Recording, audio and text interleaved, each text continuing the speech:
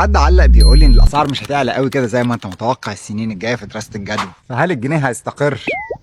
اللي قرا دراسه الجدوى هيلاقيني حاطط مستوى التضخم اخر 10 سنين في مصر، وهيلاقيه طبعا متغير من 5% وبيطلع فوق ارقام كبيره قوي. متوسط عام 18 و11%.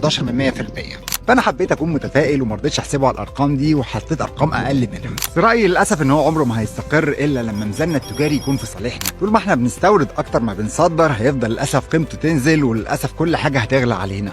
طول ما احنا بنستورد الموبايلات والعربيات والهدوم والاكل والشرب وما بنصدرش للعالم الخارجي حاجه كويسه نقدر نعادل بيها ميزاننا التجاري ده، للاسف قيمته هتفضل تنزل.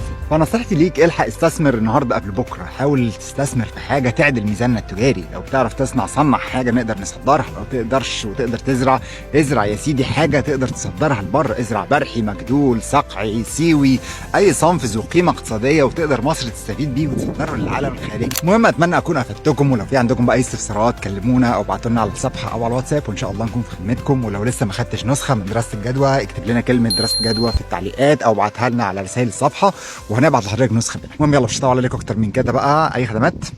السلام عليكم.